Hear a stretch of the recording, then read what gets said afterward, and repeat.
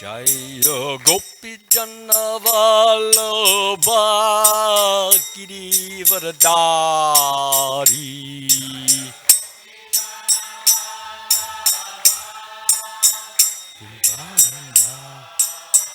Jaya Gopi Jannavalabha Girivardhari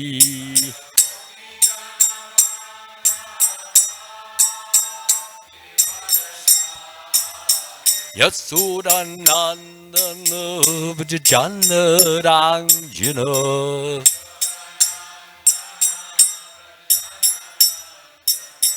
Yasodanandana Vajjana Ranjana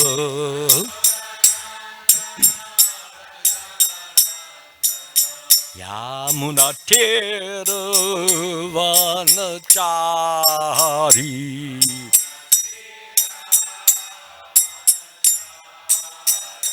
Hare Krishna, Krishna Krishna, Hare Hare, Hare Rama, Hare Rama, Rama Rama, Hare Hare.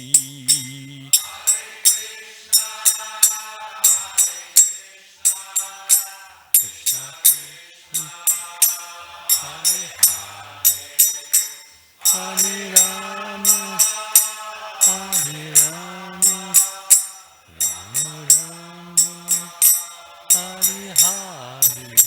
Jaya Prabhupada, Jaya Prabhupada, Jaya Prabhupada, Jaya Prabhupada.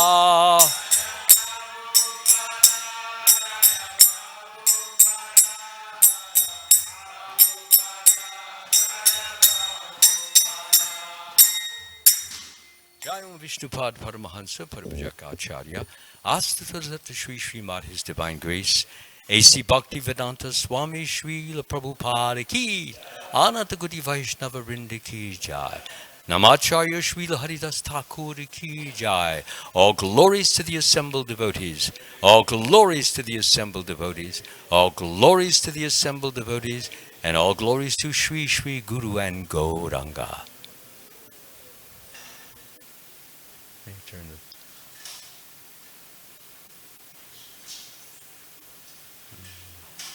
screen's black. Screen's black. You know how to turn it back on? It's this one.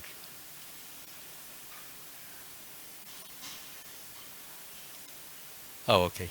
Yeah, that's fine. Great.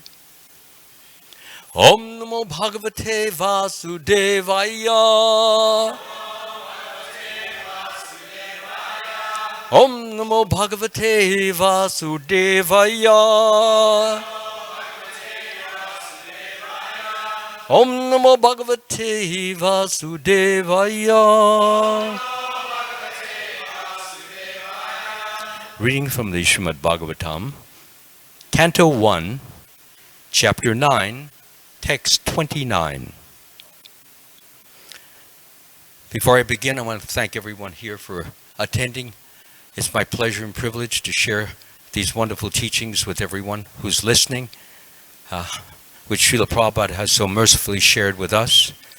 So I beg you to pray that I may say something useful and beneficial for the benefit of everyone here, including myself, so that we can all have a constructive, valuable experience. Thank you so much.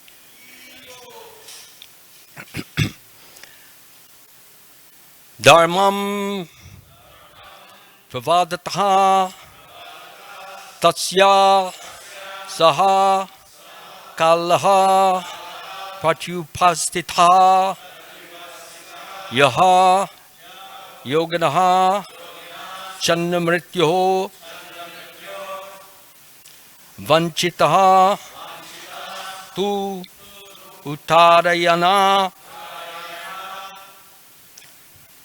Dharmam Pravatatastasya Sakala Pratyupastitha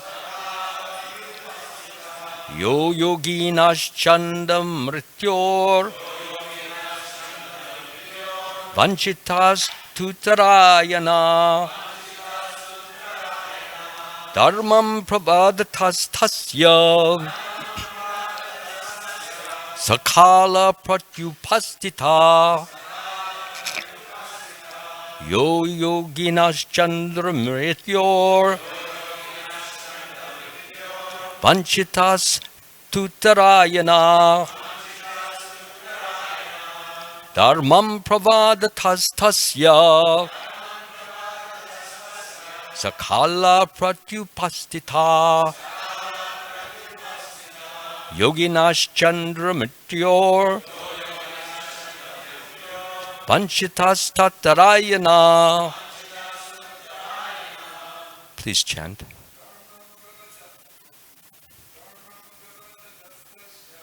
Dharmam prabhavatasya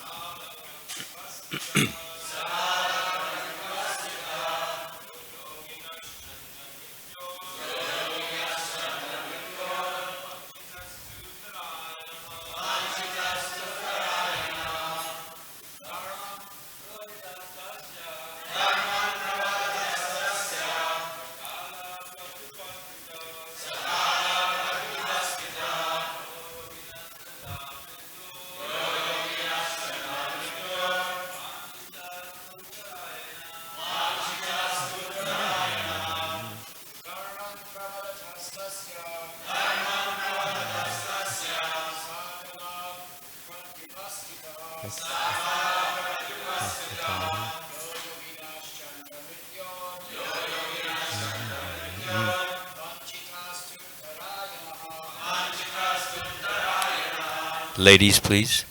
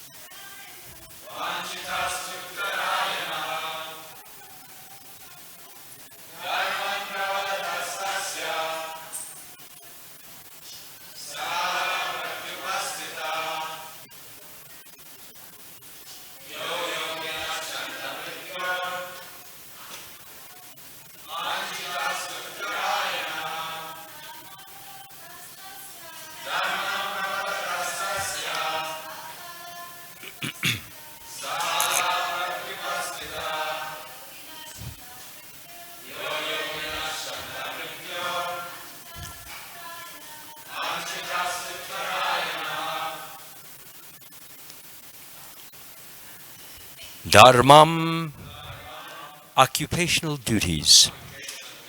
Pravatataha, while describing. Tasya, his. Saha, that. Kalaha, time. Pratyupastitaha, exactly appeared. Yaha, that is. Yoginaha, for the mystics. Chandamrityoho, of one who dies according to his own selection of time. Vanchitaha is desired by. Tu, but. Uttarayana, the period when. The sun runs on the northern horizon.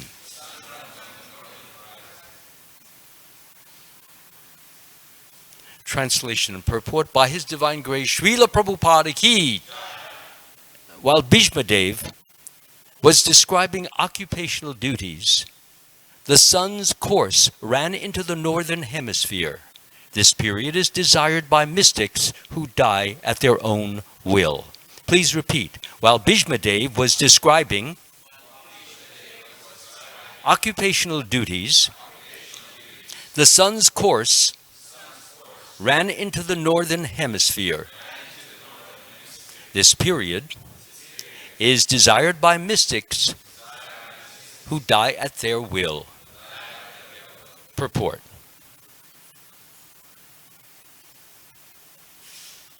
The perfect yogis or mystics can leave the material body at their own sweet will at a suitable time and go to a suitable planet desired by them. In the Bhagavad Gita 8:24, it is said that self-realized souls who have exactly identified themselves with the interest of the Supreme Lord can generally leave the material body during the time of the fire god's effulgence when the sun is in the northern horizon, and thus achieve the transcendental sky. In the Vedas, these times are considered auspicious for quitting the body, and they are taken advantage of by the expert mystics who have perfected the system. Perfection of yoga means attainment of such supermental states as to be able to leave the material body as desired. Yogis, what's the next word? It's covered up over in my... Yogis what? Can leave the material body as desired.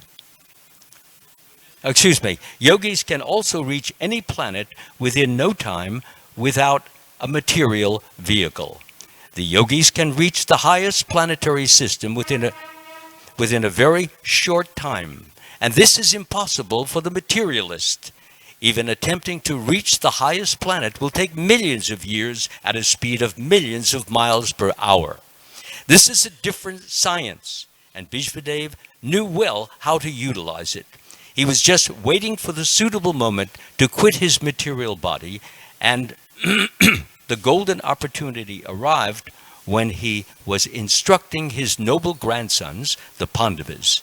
He thus prepared himself to quit his body before the exalted Lord Sri Krishna, the pious Pandavas, and the great sages headed by Bhagavan Vyas, etc., all great souls. Om Agyanati Mirandasya Gananjana Shalakaya Chakshur Unmaritam Yena Tasmai Shri Guruve Namaha. I was born in the darkness of ignorance, and my spiritual master opened my eyes with the torchlight of knowledge. I offer my humble obeisances unto his lotus feet and beg for his blessings and mercy throughout this talk.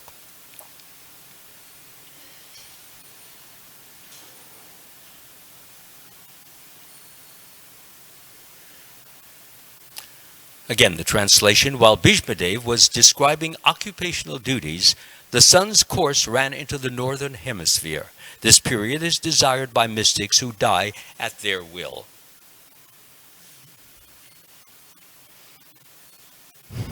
So Bhishma Dev was one of those great mystics who was more than a mystic, of course.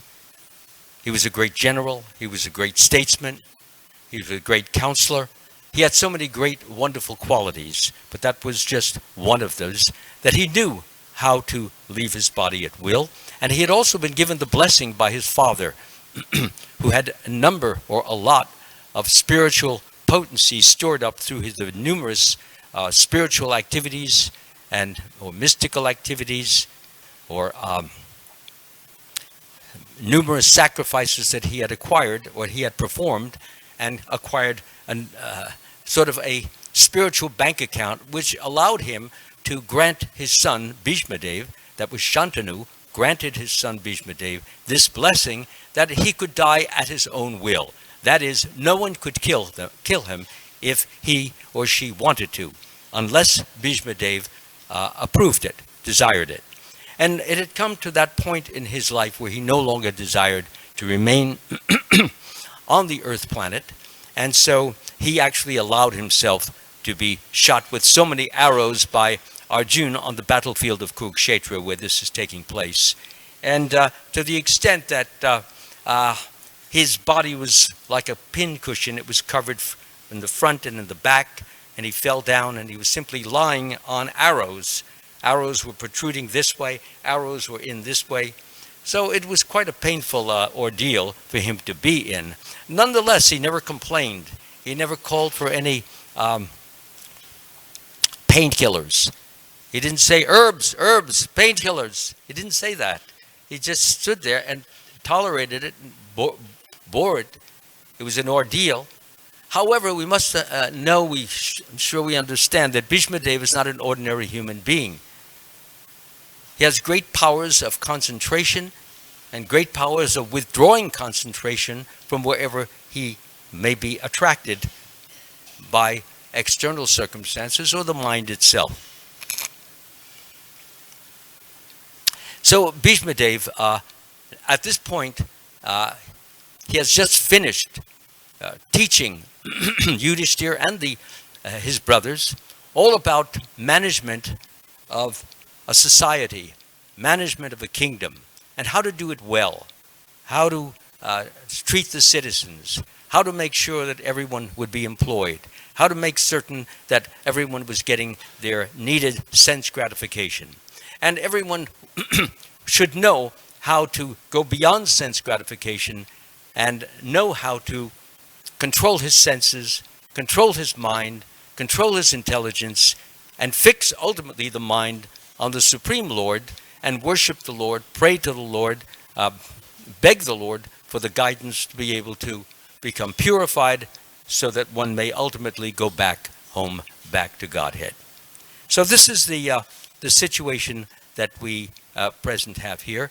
And Srila Prabhupada remarks in one of the next verses that Bhishma Deva, well, let me first say this, is that Bhishma Deva himself did not have to employ this method of waiting for the sun to move in a northern direction. It seems that he was more or less doing this to set some example for other persons who believe firmly in that. The reason for doing this was to, when one left his body, when the sun was moving in a northerly direction, it was considered auspicious. Auspicious meaning that there are certain constellations in the firmament, constellations in the firmament, which bestow blessings, which we call favorable and auspicious for the upward or the ascent of the soul to a higher planetary system, ultimately to the supreme abode, which is this spiritual world. So Bhishma Deva was already, he didn't need to do this. It was done apparently for more of an example. He was already pure. He was a Mahajan. Mahajan is a spiritual authority who gives guidance, who gives knowledge, who can show one how to achieve God realization because he himself is realized. He knew Krishna was the Supreme Lord. He loved Krishna as the Supreme Lord, and he worshipped Krishna in the mood of chivalry, as a warrior would worship. He loved the idea of even fighting with Krishna and giving Krishna the pleasure of the fight. We should not think that Krishna just because he's a peaceful person, that he doesn't like the sport of fighting. Fighting is a sport, which especially men like it, although now today even women are into boxing and wrestling and all of these different things. They seem to think that men had some higher calling with these things. Actually, it's not a higher calling to be bashing somebody's head. And women now feel that they have equality. They can bash another woman's head and they can feel, yes, I'm one of the girls now. So, therefore, this is... the idea of sport is quite another thing. It's basically utilizing one's abilities, one's talents, one's knowledge in order to defeat another person. So Bhishma Deva, of course, was even hoping, a little closer? Yeah, thank you. So Bhishma Deva was hoping that he would get the opportunity to fight with with Krishna, but Krishna had already vowed that he would not fight in this battle. So how is he going to get that opportunity? So one of the things that Bhishma Dev did is that he began fighting so furiously that in order for him to be stopped, Arjuna would also have to fight as furiously. But Arjuna did not want to fight furiously, because how furiously can you fight against your grandfather? A grandfather who has so much affection for you, assisted you while you were growing up, taught you so much knowledge, gave you so many hugs and kisses, showed you so many wonderful feats of archery, feats of clubs, feats with discs, all of the different things that warriors learn. So therefore there was a great tie, a great feeling of filial feeling of affection. And on the other hand, Arjuna had to try and kill him. And that was the order of Krishna. So therefore he had mixed feelings. And those mixed feelings were manifesting in him not trying as hard as he actually could. So Krishna was getting very angry at this, because if Arjuna continued to do this, the Pandava was going to lose the war. So Krishna would chastise him. Come on, pull that string back, farther back. We want to get those arrows in deep. So he said, okay, but he didn't do it. So what happened was, literally, Bhishma Dev was mopping up the field. Hundreds of warriors were dying one after another, because he was so skilled, so able, and so capable. By the way, this is a man about, and I'm guessing on the basis of the generations, he's around 170 years old, and he's racing around the battlefield like a 25-year-older. In fact, the Pandavas themselves are, Yudhishthira is, I believe, 91, and Bhima is 90, and Arjuna is 89, and Krishna, confirmed. So, and Krishna is also 89. So they're what we would consider today old men, but they're anything but old men. So they kept in shape, they ate the right foods, and they also continued exercising and knew so much about maintaining the body, which they had to do because they were warriors, they were protectors. They were there to protect the women and children and the elderly and the kingdom and the merchants and the cows. That was their duty. So therefore, they maintained very good health and very good energy, very good power.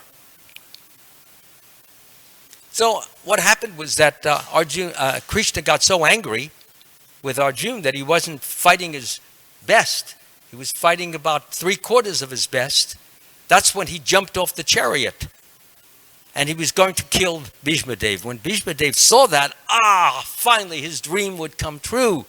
So he dropped his arrows. And he had a beautiful picture in Subhasa's office where it's shown where Bhishma Dev, he just stands up in front of the chariot and says, like, come and get me. This is my time of joy. You can't do something better than kill me now. To be killed by God, what could be better? Because there is no killing. There is only further advancement into the sphere of higher consciousness and going back home, back to Godhead. So anyway, that's what he wanted, but in effect what actually happens is when Arjuna saw that Krishna had jumped off the chariot and was now going to enter the fray, the fight, this would be a mark against him. It would dishonor Krishna. People would say that he made a vow, he made a promise, he said he would not fight, and here he is fighting. They would call him a liar. They would call him a cheat. A person who could not be trusted. What kind of a God is that? So Arjuna had Krishna as his dearest, best, most lovingest friend. And when you have a friend, you don't want your friend to be dishonored. You don't want your friend to be looked down upon. You don't want your friend to be called a cheater. You don't want your friend to be condemned. So what did he do? He jumped off the chariot, and just as Krishna had grabbed this chariot wheel, which was lying on the ground, it was going to hurl it at Bhishma Dev, so he got him in a bear hug, and he said, no, you made a vow, you made a promise, don't don't. He says, well, you're not fighting at your best. He said, I'll fight better. He says, promise. Okay, my promise. So they got back on the chariot and the fight resumed. And he did fight better, but only for a certain amount of time. Not easy to go and try and kill your grandfather, who you love so very much. A big conflict of interest there. So anyway, that was the point here. But coming back to what we have now, we have Bhishma Dev is now finished with his discourse, and he is now ready to leave this world. And he maintains silence. He doesn't speak. He doesn't say anything. Everyone knows that the discourse has come to an end, and Krishna knows what Bhishma Dev wants. So what he does is he stands up, and he stands up right in front of Bhishma Dev so that he can see him very clearly. Because a great soul wants to leave the body seeing Krishna, hearing the kirtans about Krishna, the glorification of Krishna, anything to do with the glorification or honoring of the Supreme Lord. So that's what Bhishma Dev wanted. Bhishma Dev worshipped the Supreme Lord as a four-arm form, so Krishna took up 2 more arms. He normally had 2 arms, but he took up another 2. And he stood there with 4 arms, and Bhishma Dev opened his eyes wide, so wide that it was as if he wanted to eat the Lord with his eyes. This was the idea. And he stared at him, he gazed at him. So the impression was so deeply impressed upon his mind that then he closed his eyes, had that image fully fixed in his mind, and left his body and went back home, back to Godhead. So Bhishma Dev is actually showing us in a very graphic way what we have to be aspiring towards. We have to be aspiring towards wanting to be with the Supreme Lord at the final time. If not the Lord himself, the way it was in this wonderful image, then the sound of the Lord. As we know, the sound Hare Krishna, Krishna Krishna, Hare Hare, Hare Rama, Rama Rama, Hare Hare, is non-different from Krishna. So if one chants that mantra and chants it with love, chants it with affection, with a feeling of what a great advantage this is, what a great favor it is. How many people in the world know to chant the holy name of Krishna at the last moment, to be able to go back home, back to Godhead? Very few. So we are very privileged. We're very honored to have that knowledge. And if we implement or apply that knowledge in our life so that we actually develop the habit of thinking of Krishna quite often, frequently, all the time, as Krishna says in Bhagavad Gita, always think of me, become my devotee, offer your homage unto me, thus you will come to me without fail. I promise you this because you're my very dear friend. So he makes a promise that whoever will always think, he doesn't say occasionally think, once in a while think, maybe think if you get in the mood. He doesn't say that. He says always think. That's very difficult. It's not easy. A devotee has to train himself to be always remembering Krishna. And each devotee will have his own way of doing it. Some devotees I know, they sing songs to different tunes that they know. They walk across the street or they get in their car and they're singing and it's going on for an hour. And it's a beautiful tune, it's a beautiful song, and you're chanting. And if you happen to get into a car accident and that's the end, you've been chanting Hare Krishna. So that's one way, of course. One can chant some beautiful melody to Hare Krishna. Sometimes one can, if one is in a position, he could be looking at a beautiful picture. In my own ashram, I have this beautiful picture of Radha Krishna. And when I chant my japa, I just walk back and forth. And I keep seeing that picture over and over and over, hundreds and hundreds of times, so that when I close my eyes, I can actually see that wonderful picture, but not as long as I would like to. So that's why I have to open the eyes again and go back and forth. Limitations of Kali Yuga. So therefore, that's what he is showing us, that at the end, we should desire to want to be with Krishna, to glorify Krishna, to honor Krishna, or to hear Krishna honored, hear about his wonderful pastimes, and with relish, cherishing each and every one of them that we are listening to. That's why it's so nice to have devotees around when we're in our last moments. And a devotee may be reading there was this Mataji who just recently left her body, I think about 2 months ago. So she had asked Sura to get from me one of my audio books of Krishna book, which would. So we sent that to her, because she was on her deathbed, so she would be hearing the pastimes of Krishna.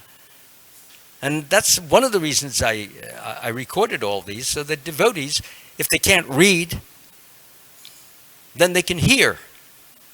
And if nobody's around to read or to speak, then you just turn the switch and you can hear the sound. So that's so important, to be in association, to be together, to be with the Supreme Lord on those final moments. Who is more qualified to bring us to the highest state, the highest level, the highest direction? Every devotee wants to go back home, back to Godhead. The question is, are we qualified? Most of us may not be. But in spite of that fact, if a devotee pleads, if a devotee cries out, devotee apologizes for so many offenses and sins and wrongs that he has committed, the Lord hears that, and he can excuse him or her for those offenses or wrongs and enable that person to go back home, back to Godhead. Look at Ajamil, very interesting. He had committed so many offenses for so many years. But by the grace of the Lord, when he was dying, he called out for his son, Narayan, Narayan, Narayan. He wanted to see his son. He was attached to his son. So that calling of the name Narayan, it wiped away all of his sinful reactions. And while these Yamadutas, or the servants of God, or servants of the Lord, of death, Lord of death, were yanking him out of yanking the astral or subtle body with the soul in it, out of the physical body, these Vishnu Dutas, they appeared on the scene and they said, stop, halt. So they had never been interfered with. How dare you stop us? How dare us? You are committing an infraction. You cannot do what you're doing. He has just chanted the name of the Lord. He's a pure soul. Anyway, it went on. The important point is that why did this even happen? It's mentioned in the Bhagavatam that Ajamil, when he was younger, he was a Brahmin. So he was still a Brahmin technically, although not in action. But he was a Brahmin and he performed Brahminical activities. And the Lord never forgot his devotional service. Try to remember this point, that the Lord never forgets our service. He's so thoughtful. He remembers these things. And if there's an opportunity to save the devotee in some manner or form, he will do that. And that's what he did here. Somehow he engineered that the last child of Ajamil would be named Narayan. And what's his name? Ajamil would become attached to the child. So when you're attached to a child, or you're attached to anyone, you will often call out the name of that person. So that's what he did. He called out Narayan. He wanted to see his baby. He wanted to see that lovable, innocent, adorable face. He himself was so impure. So he's shouting and crying. So this plan was made by the Lord. How he would become purified, how he would become free by just calling out the name. And ultimately what happened is that what happened was that the Vishnu Dutas, they explained to the Yamadutas that they had no right to take this pure soul. And so what happened was that they left. And they, of course, went to their own master, who was Yamaraj, who explained to them what it was all about. And he also mentioned to them that anyone who's chanting God's holy name, stay away from them. It's out of bounds. Don't try to take them. They are not takeable. The Lord will interfere or intervene. So, therefore, in this case, what we have, again, is we should be preparing. We should be getting ready for death at any moment. some people think, well, as Yudhishthira was asked this question, what's the most amazing thing in the world? The most amazing thing is that so many people are dying every minute, every second, and yet each and every person thinks, no, I will not die the next second, or the next minute, or the next hour, or the next year. If I die, it'll be in a long time from now. This is the illusion that everyone labors under. Not me now. Can't be me now. Impossible, because I'm me. And I'm important. I'm valuable. God would not let an important, valuable, good person like me go. I mean, this is the madness, the illusion. So just to give you an example of how people live in that illusion, just a few days ago, in Italy, there's a bridge. I forgot the name of the bridge. It's up in northern Italy. Big span bridge, like the Washington Bridge or one of these other. So what happened was that it's about 200 yards. That's an estimate on my part. But in one section, there's an 80-yard section there. And cars are going back and forth all the time. So persons are driving. They feel confident. Some of them have their radios on, and they're playing music. And they're all very happy. They're all feeling very secure that everything is fine. They're driving on the bridge, which they've driven on so many times. What could go wrong? What could happen? What would be the reason for even worrying? Well, the worry came. What happened is 80 yards of it, while the person is driving and sitting and relaxing and singing, zippity-doo-dah, zippity-yay, my, oh my, what a wonderful day. And then suddenly 80 yards of this bridge crashes down to the ground hundreds of feet with about 33 cars on it. Well, it wasn't a wonderful day after all. Because here they were all thinking that life would go on, that nothing could happen. I mean, it was a bridge. It was checked regularly for the tension. So that was not supposed to happen, but it did happen. So we never know when we're going to go. And because we don't know, we should be preparing for it at any and every moment. Preparing any and every moment means that I have no control over this. This is in the control of the Lord. True, sometimes your astrologer may say that you're going to live till 85 or 55 or whatever it is. If Krishna sees that it's important for us to live longer, he can extend the life. Because he's the one who, due to our karma, he can cut it at a certain time when it's supposed to be cut. Or he can even make it shorter if there's so many offenses and wrongs and sins. Or he can extend it and make it longer if need be.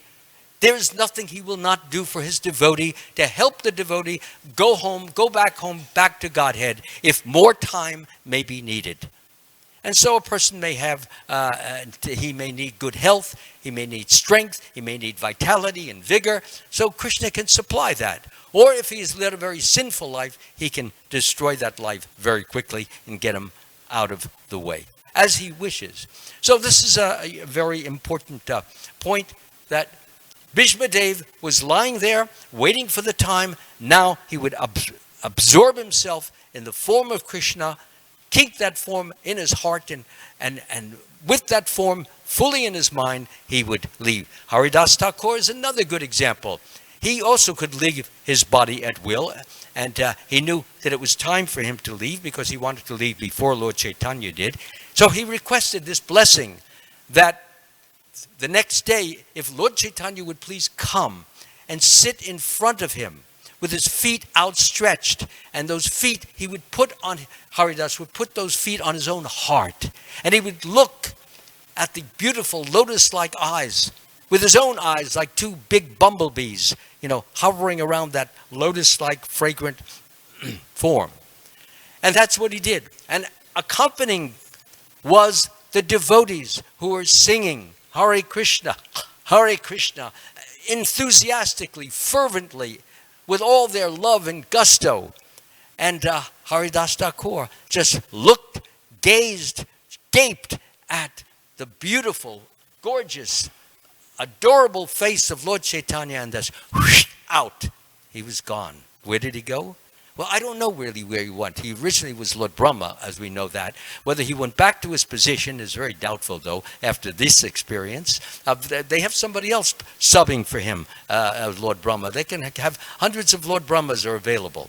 So, but with the love that he had, with the amount of chanting he was doing, with the complete absorption that he had, it is very likely that he would go back home, back to Godhead, and continue his loving, sentimental, feelingful, affectionate absorption in the Supreme Lord through loving devotional service. So that's our business. Not just service, but service with the consciousness of Krishna. Krishna says, therefore, Arjuna, you should always think of me in the form of Krishna, and at the same time perform your prescribed duty of fighting, with your activities dedicated to me, and your mind and intelligence fixed on me. You will come to me without a doubt. That's a promise.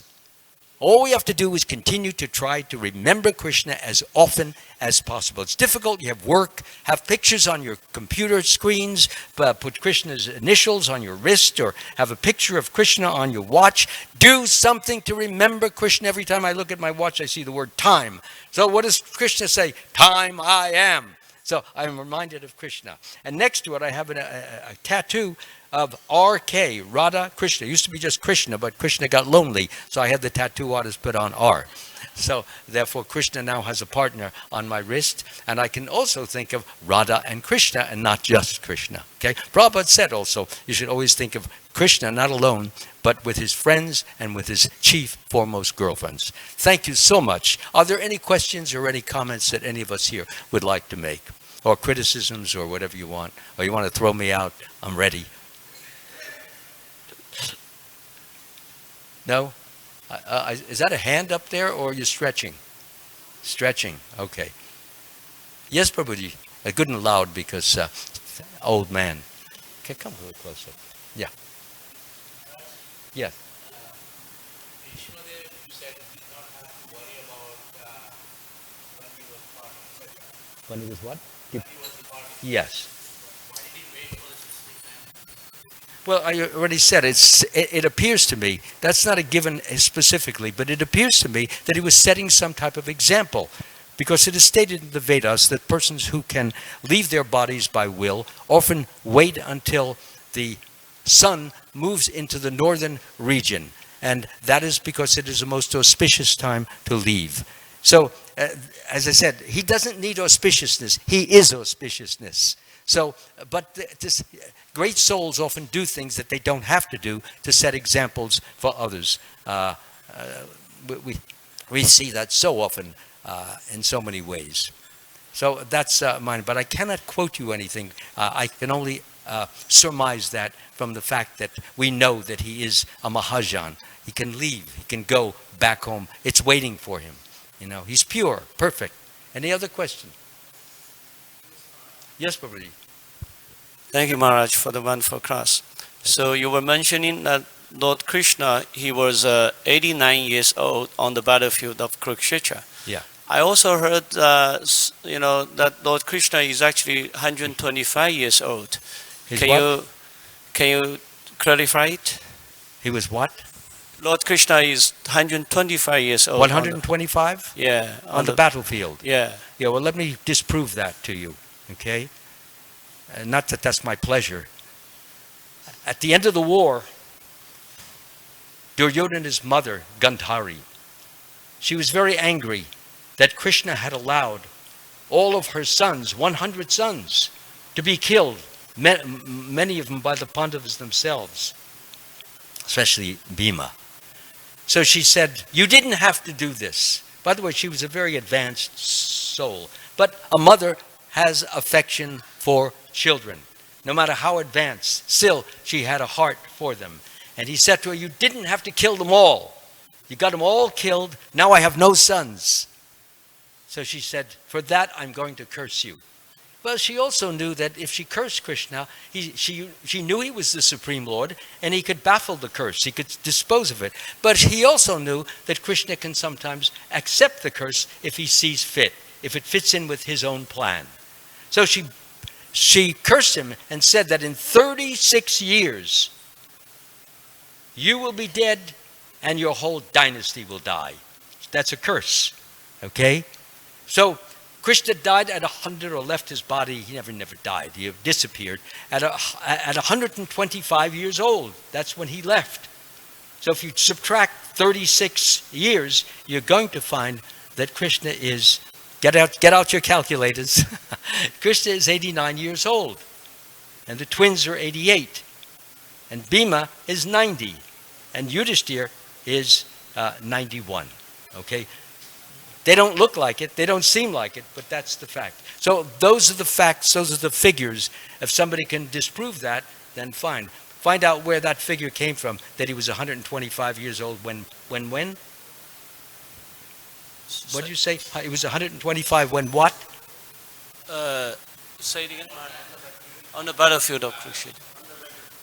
During the battle? No, that comes later. Okay, so now you understand. If you see the Mahabharata, you will see what I said. Any other question? Any other doubts? And I'm sorry to hold you 3 minutes longer than I said I would. It's 8:33 at this moment. Have a hearty appetite. May Krishna bless your satisfaction fully. And please pray that I don't get any more puffed up than I already am. Thank you so much.